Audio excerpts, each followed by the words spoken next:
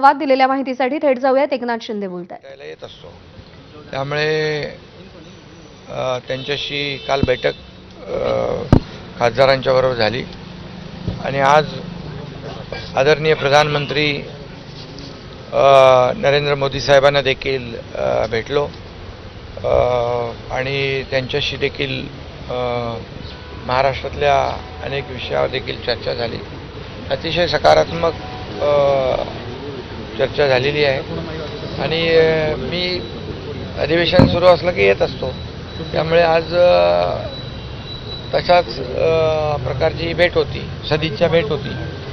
तुम्ही दिल्लीत येणार असले की अनेकांना टीका करावीशी वाटते तुमच्या दिल्ली दौऱ्यावर. आता दिल्लीमध्ये आपले खासदार आहेत, अधिवेशन आहे, त्यामुळे कोण टीका करतंय कोण काय बोलतंय यापेक्षा मला काय करायचं ते मी करत असतो. आणि या दरम्यान मोदी साहेबांना देखील भेट झाली त्यांची, त्यामुळे विरोधक नेहमी त्यांचं काम करत असतात टीका करण्याचं. मी माझं काम करत असतो टीकेला कामाने उत्तर देण्याचं. त्यामुळे मला कोण काय बोलतंय कोण कुठल्या अँगलने पाहतंय याचं काही मी त्याचा विचार करतो. इराण इस्रायल युद्ध चालू आहे, त्या अनुषंगाने काही चर्चा झालेली आहे का? कारण तुम्ही काल खासदारांना सूचना दिलेल्या होत्या की या काळामध्ये आपण देशाच्या सोबत आहोत, अशा सूचना काल दिल्या होत्या. काही लोकांना घेऊन आले, त्यावेळेची परिस्थिती नक्की काय होती याच्यावर काही चर्चा झाली? मोदी साहेबांच्या बरोबर हे मी बोललो की हे इराण इराक जे युद्ध सुरू आहे या पार्श्वभूमीवर देशातल्या सगळ्यांनीच एकसंघ राहिलं पाहिजे आणि म्हणून NDAतले आम्ही घटक आहोत महत्त्वाचे आणि त्यामुळे NDA संपूर्णपणे प्रधानमंत्री मोदीजी आणि देशाच्या पाठीशी आहे. तशी शिवसेना देखील पूर्णपणे प्रधानमंत्री महोदयांच्या पाठीशी आहे. अशा प्रकारचं देखील या ठिकाणी मी त्यांना बोललो. आणि त्याचबरोबर जे दुबईमध्ये मस्कतमध्ये कुवैतमध्ये अडकले होते त्या लोकांना देखील पुन्हा मुंबईमध्ये महाराष्ट्रामध्ये आणण्याचं काम देखील या ठिकाणी केलं. मोदी साहेबांना देखील चर्चा करताना मी म्हणालो की तुमचे जे काही इतर देशांची जे चांगले संबंध आहे, अगदी कोविडच्या प्रसंगापासूनचं वॅक्सिनचं जे काही कितीतरी देशांना आपण वॅक्सिन देखील पुरवठा केला आणि ज्या वेळेस देश अडचणीत असतात त्या वेळेस एक दुसऱ्याला मदत करणं हे आपलं कर्तव्य असतं आणि त्यामुळेच त्यांच्या या सर्व चांगल्या संबंधांमुळे आपले होर्मुझमधून 2 जहाजं तेलाची मोठी जहाजं आली, त्याला हिरवा कंदील इराणने दिला. या बाबतीत देखील मोदीजींशी बोललो मी की आपल्या चांगल्या रिलेशनमुळेच हे सगळ्या गोष्टी शक्य होत आहेत आणि त्यामुळे अनेक अशा विषयांवर चर्चा झालेली आहे. ओम बिर्ला यांच्यासोबत भेट झालेली आहे. आताचा अविश्वास प्रस्ताव फेटाळला गेला होता तो प्रस्ताव. ओम बिर्लाजी पण मला भेटले तिकडे, मी त्यांना जाऊन भेटलो त्यांच्या दालनामध्ये. त्यांनी देखील चांगली चर्चा केली. श्रीकांतला त्यांनी काल सांगितलं होतं की आले की आम्ही भेटूया आणि ओम बिर्लाजी पण भेटले. त्याचबरोबर तिथे काही मंत्री देखील होते, तेही मंत्री किरण रिजिजूंनी श्रीकांत शिंदेचं कौतुक केलं. किरण रिजिजू होते, पियुष गोयल होते आणि आणखी काही ते आणि 4-5 मंत्री होते. श्रीकांत शिंदेचं कौतुक. हो, ते श्रीकांतच्या बद्दल तर सगळे चांगलेच मंत्री सगळे चांगलंच बोलत असतात. सर तुम्ही संसदेमध्ये श्रीकांत सगळ्यांचे चांगला वागत असतो, डाऊन टू अर्थ काम करत असतो आणि त्यामुळे त्याचे देखील सगळ्यांची चांगले संबंध आहेत आणि अनेक लोक बोलून दाखवतात की श्रीकांतचं चांगलं काम आहे, चांगलं काम करतोय. अमित शहा यांच्यासोबत भेटीचा काय प्लॅन? कारण त्यांची आता भेट अमित भाईंची आणि आता ज्या काही 5 राज्याच्या निवडणुका आहे त्यांची सगळी त्याच्या बैठका सुरू आहेत आणि त्यामुळे त्यांच्याबरोबर त्यांनी वेळ दिली तर भेटेल. पण या सगळ्या युद्धामध्ये उभाटा असेल किंवा काँग्रेस असेल यांनी घेतलेली जी भूमिका आहे ती कशी दिसते तुम्हाला? खरं म्हणजे युद्धाच्या पार्श्वभूमीवर आज हे जे युद्ध सुरू आहे त्याची झळ सगळ्यांना बसते आहे. अशा प्रसंगामध्ये सगळ्यांनी, विरोधी पक्ष काय सत्ताधारी पक्ष, सगळ्यांनी एकजुटीचं दर्शन घडवलं पाहिजे. एकसंघ राहिलं पाहिजे आणि देशाच्या मागे उभं राहिलं पाहिजे, प्रधानमंत्री महोदयांच्या मागे उभं राहिलं पाहिजे. परंतु दुर्दैवाने विरोधी पक्षाचे लोक याच्यामध्ये देखील अशा युद्धजन्य परिस्थितीमध्ये देखील राजकारण करत आहेत. राजकारण करायला तर खूप संधी असते, परंतु अशा प्रसंगामध्ये राजकारण करता कामा नये. काही लोक मुद्दामून गॅसचं शॉर्टेज झालं, तेलाचं शॉर्टेज झालं, अशा प्रकारचं देखील काही चर्चा करतात आणि त्यामुळे या ठिकाणी साठे बाजार करणाऱ्यांना देखील या ठिकाणी संधी मिळते. म्हणून या सर्व लोकांनी अशा प्रसंगामध्ये एक संघ राहून देशाच्या मागं उभं राहिलं पाहिजे. ऑपरेशन सिंदूरच्या वेळेस देखील असाच प्रकार विरोधकांनी केला आणि त्यांच्या हेडलाईन पाकिस्तानमध्ये हेडलाईन झाल्या. हे तर फार अतिशय, काही लोक पाकिस्तानमध्ये हेडलाईन व्हाव्यात म्हणून काही लोक काउंटरवर्षी बोलतात. हे काही देशप्रेम नाही आहे. सिलेंडरचा तुटवडा, एलपीजीचा तुटवडा दिसतोय, मोठ्या प्रमाणावरती तुटवडा दिसतोय. उद्योग क्षेत्राला त्याचा खूप मोठ्या प्रमाणावरती तोटा होताना बघायला नाही बघा. एक एक्झाम्पल असं दाखवलं जसं शिर्डीमध्ये पण देवस्थान इथे पण जे गॅस सर्व्हिसेस वगैरे जे आहेत ते नाही आहेत आणि खरं म्हणजे कोणीही स्टॉक अवैधपणे स्टॉक करता कामा नये, साठे बाजार करता कामा नये आणि काळाबाजारी करता कामा नये. अशा लोकांवर कठोर कारवाई राज्य सरकार करेल. केंद्र सरकारने देखील जाहीर केलं आहे की कुठल्याही परिस्थितीमध्ये गॅसचा सिलेंडरचा तुटवडा आम्ही भासू देणार नाही. जितेंद्र आव्हाड यांनी छत्रपती शिवाजी महाराजांबद्दल एक विधान केलं. ते म्हणाले की त्यांनी पायाने टिळा लावला. त्यांनी माफी मागितली आहे. नवीन चेहरा तुम्ही जो दिलेला आहे, ज्योती वाघमारे, तुम्ही संसदेमध्ये गेलात, लोकांसाठी लढावा अशी लोकांची अपेक्षा असते. तुम्ही महिलाचा चेहरा दिलाय, काय अपेक्षा करताय? नाही, राज्यसभेमध्ये डॉक्टर ज्योती वाघमारे आम्ही उमेदवार दिला आणि त्या बिनविरोधी आल्या आणि त्या खऱ्या अर्थाने उच्च विद्या विभूषित आहेत आणि सामान्य माणसाची, सर्वसामान्य लोकांच्या प्रश्नांची त्यांना जाण आहे.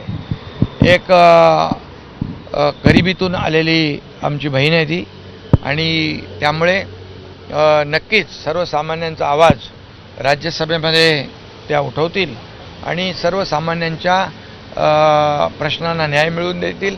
ते प्रश्न राज्यस्तरावरचे असतील किंवा राष्ट्रीय स्तरावरचे असतील. त्यामुळे जे आम्ही शिवसेनेने निवड केलेली आहे ती त्याला ते खऱ्या उतरतील आणि जो विश्वास व्यक्त केलेला आहे तो सार्थ करतील. तुम्ही शरद पवारांना हेल्प केलेलं राज्यसभेच्या सीटसाठी आणि असंच हेल्प आता उद्धव ठाकरे यांना पण पाहिजेच नाही तर ते तुम्हाला कॉल करावा असं सांगितलं गेलं विधानसभेसाठी. विधान परिषद, राज्यसभा ही निवडणूक होऊन गेलेली आहे. आता विधान परिषद येईल निवडणूक, तेव्हा पाहू. सर, 5 राज्यांच्या निवडणुका होणार आहेत. आता पक्षाची भूमिका काय असणार? का तुम्ही इंडियाचा घटक पक्ष 5 राज्यांमध्ये प्रधानमंत्री मोदी साहेबांनी 2014 पासून केलेलं जे काम आहे त्या कामाचा प्रत्येक राज्याला फायदा झालेला आहे डेव्हलपमेंटसाठी आणि त्यामुळे डेव्हलपमेंट हाच मोदीजींचा अजेंडा आहे आणि याचा फायदा या 5ही राज्याच्या निवडणुकांमध्ये NDAला, भारतीय जनता पक्षाला होईल आणि NDAचं खूप चांगलं यश NDAला मिळेल. सर, आता शिवसेनेचे आज पार्लियामेंट में आज आपकी नेताओं के साथ बैठक हुई है, किन मुद्दों के आप ऊपर पीएम चर्चा मोदी को हुई है? मिले हैं सर, तो कौन से बातों पे चर्चा हुई? पार्लियामेंट सेशन जब शुरू रहता है तो मैं अक्सर आता हूँ यहाँ पर और कल हमारी बैठक मेरी हमारे सांसदों के साथ हुई है और हर पार्लियामेंट सेशन में मैं आने की कोशिश करता हूँ. वैसे ही आया हूँ और पार्लियामेंट में गया था मैं, वहाँ पर आदरणीय प्रधानमंत्री नरेंद्र मोदी जी से मेरी मुलाकात हुई. कई महाराष्ट्र के विषय पर भी चर्चा हुई, कई बारे में चर्चा हुई, अच्छी चर्चा हुई है और निश्चित रूप से ये इस बार जो माहौल है जो ईरान इजराइल का उसमें हम सब मिलकर प्रधानमंत्री जी के साथ खड़ा होना आवश्यक है. देश के समर्थन में खड़ा होना आवश्यक है. इसलिए NDA का हम एक महत्वपूर्ण पार्ट है. इसलिए मोदी जी को हमने पूरी तरह समर्थन दिया है, हम उनके साथ है. लेकिन कई विपक्ष लोग अभी इस ऐसे युद्धजन्य परिस्थिति में जो प्रधानमंत्री जी के बारे में, अपने देश के बारे में गलत अफवाहें फैलाते हैं, गलत आरोप लगाते हैं, तो ये दुर्भाग्यपूर्ण है। उसकी निंदा करनी चाहिए, क्योंकि राजनीति करना तो उसके लिए कई मौके होते हैं, लेकिन ऐसे परिस्थिति में जब देश गुजरता है, जहाँ आज ऐसी परिस्थिति है जो ईरान इजराइल का युद्ध शुरू है, उस ऐसे परिस्थिति में अपने देश के बारे में गलत सलत बोलना ये देश प्रेम नहीं है, ये देश भक्ति नहीं है। राहुल गांधी और उद्धव अगर ठाकरे बाला दोनों साहब ठाकरे विदेश होते तो नीति क्या के बोलते ऊपर हैं सवाल ऐसी उठा सिचुएशन रहे में? हैं। सर, कह रहे हैं कि ये बाला कूटनीतिक साहब विफलता ठाकरे रही जी है। पूरे देशभक्त थे, राष्ट्रभक्त थे, नेशन फर्स्ट वाले बाला साहब ठाकरे जी थे। पहले राष्ट्र, पहले देश, और उसके बाद में फिर बाकी पॉलिटिक्स। तो हम बाला साहब ठाकरे जी के विचार को आगे बढ़ा रहे हैं, और ऐसे समय में हमें प्रधानमंत्री जी के साथ, देश के साथ पूरे कंधे से कंधा मिलाकर खड़ा होना चाहिए। विपक्ष को भी मेरी विनती है कि ऐसे समय पर राजनीति करना उचित नहीं है। कई अफवाहें फैल रही हैं कि क्राइसिस है एलपीजी का, महाराष्ट्र में क्या स्थिति है? देखिए, राज्य सरकार भी कोई आर्टिफिशियल क्राइसिस अगर करता है, आर्टिफिशियल शॉर्टेज अगर करता है, कोई इलीगल स्टॉक रखता है, तो उसके ऊपर कड़ी कार्रवाई राज्य सरकार करेगी।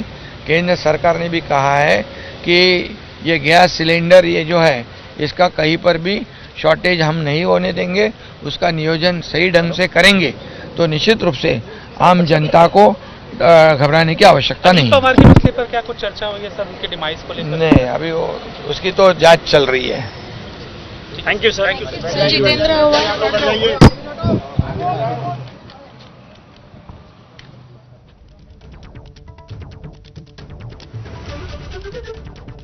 तर पंतप्रधान नरेंद्र मोदी आणि एकनाथ शिंदे यांच्यामध्ये जी संवाद आज चर्चा झाली, त्या संदर्भात सविस्तर माहिती एकनाथ शिंदे यांनी माध्यमांशी बोलताना दिलेली आहे. आणि जेव्हा जेव्हा अधिवेशन सुरू असतं तेव्हा तेव्हा आपण दिल्लीला एकदा तरी येतो, असं देखील एकनाथ शिंदे म्हणालेले आहेत.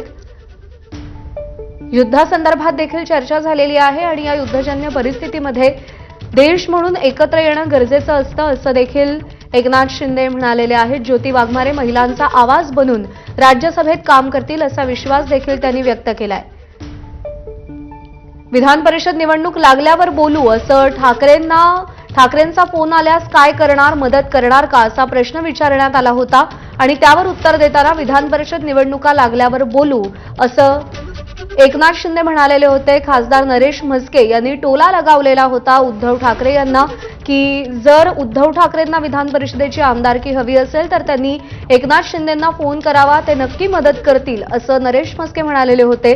आणि त्यानंतर आज ज्यावेळी माध्यमांशी बोलताना विधान परिषद निवडणुकीसंदर्भात ठाकरेंनी फोन केल्यास मदत करणार का, असा प्रश्न विचारण्यात आला. त्यावेळी विधान परिषद निवडणूक लागल्यावर बघू, असं उत्तर एकनाथ शिंदेंनी दिलेलं आहे.